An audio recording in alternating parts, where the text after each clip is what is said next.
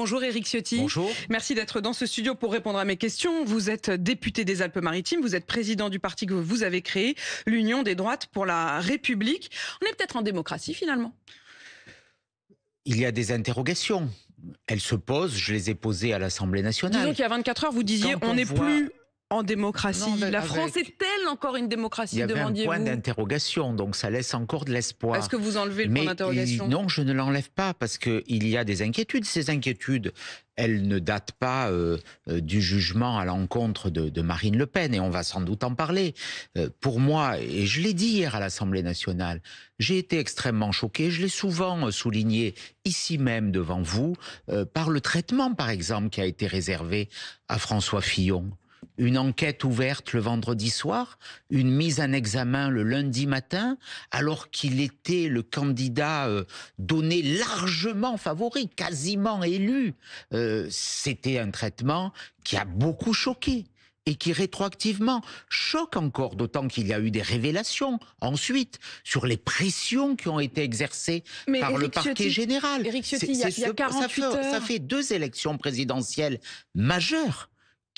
Celle de 2017, celle de 2027, si la procédure se poursuit avec ces dérives, qui pourraient être perturbées. On a vu la fermeture de chaînes de télévision. C'est la faute de qui? C'est la faute, c'est je crois la faute d'un système qui veut se maintenir en place.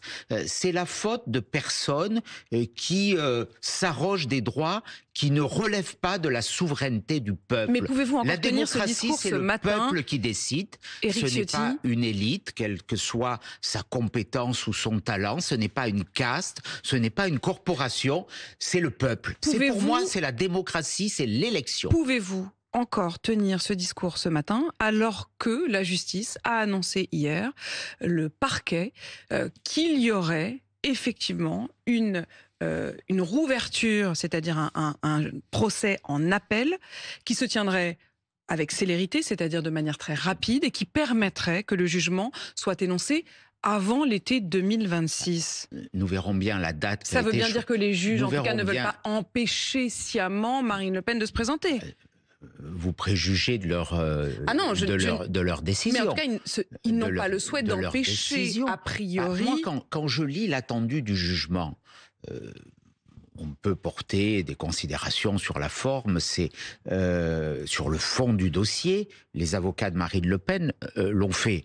Je ne suis pas avocat, je suis élu, je suis parlementaire. Quand je vois que les motivations quant à l'application de l'exécution provisoire, qui est une infamie, qui prive un justiciable de la possibilité d'une voie de recours effective.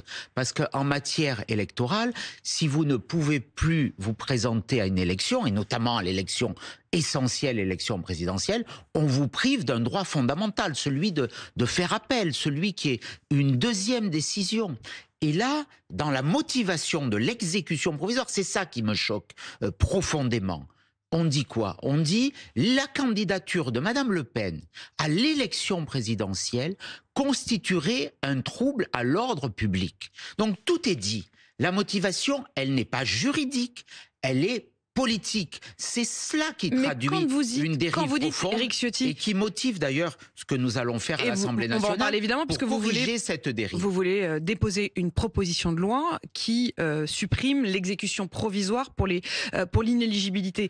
Éric Ciotti, lorsque vous dites ça prive et ça empêche de faire appel, ça n'empêche pas de faire appel. Simplement, l'appel n'est pas suspensif de cette mesure-là, mais dans la mesure, j'y reviens, dans la mesure où la Cour d'appel de Paris annonce que le procès en appel de Marine Le Pen et du RN se tiendra rapidement, que le jugement sera rendu avant l'été 2026, ça veut dire précisément qu'ils tiennent compte du calendrier, qu'ils ont su s'adapter. Ils pourraient à nouveau appliquer l'exécution provisoire. Ah bah oui, ça c'est le principe de la... Il pourrait appliquer à nouveau l'exécution provisoire, ce qui priverait Marine Le Pen ce que déciderait le procès en appel. C'est se présenter si c'était la même décision. Vous savez, il y a une forme... Ce que je regrette aussi, moi je ne fais pas de procès d'intention aux juges, nous devons restaurer le lien de confiance entre les Français et la justice. Mais aujourd'hui, la justice... Vous ne faites pas de procès d'intention aux juges, mais vous avez tout de même eu cette phrase, vous avez parlé d'un gouvernement des juges. C'est un risque, c'est une menace. le gouvernement des juges. Dans la Constitution voulue par le général de Gaulle, il y a des pouvoirs. Il y a un pouvoir exécutif, il y a un pouvoir législatif qui tirent leur légitimité du peuple, du vote. Et si le général de Gaulle, qui a ciselé de façon très précise notre Constitution et qui s'est trompé sur pas grand-chose, n'a pas voulu conférer un pouvoir aux juges, il savait ce qu'il faisait. Il a donné un caractère d'autorité judiciaire.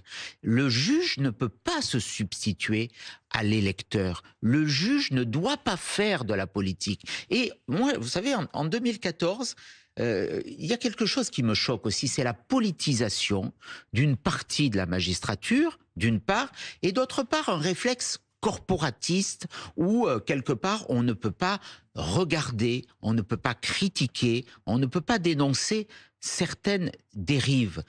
Quand, en 2014, j'avais posé une proposition de loi organique ou constitutionnelle pour interdire la syndicalisation dans la magistrature.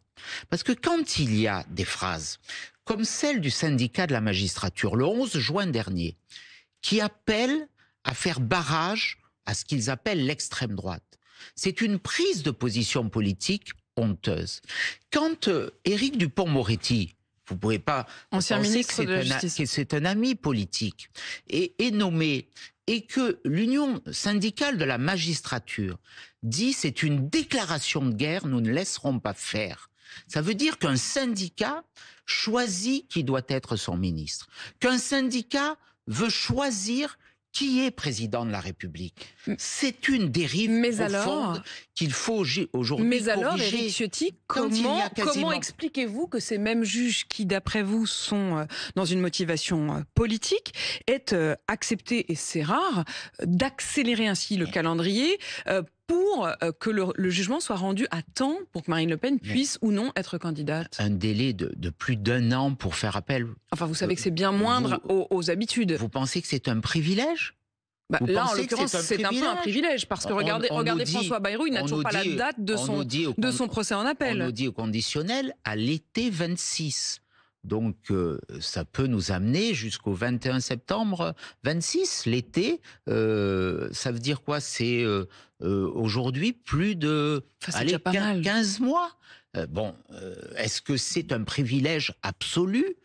Personnellement, je ne le crois pas. Il faut quand même qu'on respecte une forme de procédure. C'est un engagement qui ne vous paraît pas être une bonne réponse? Ça va dans le bon sens. Marine Le Pen, elle n'hésite pas, elle dit c'est une très bonne nouvelle. Ça va dans le bon sens, mais je préférerais que cette affaire scandaleuse d'exécution provisoire en matière d'inéligibilité soit supprimée. Ce sera tout le sens du débat que nous allons porter à l'Assemblée nationale dans notre journée d'initiative parlementaire, ce qu'on appelle les niches, le 27 juin prochain.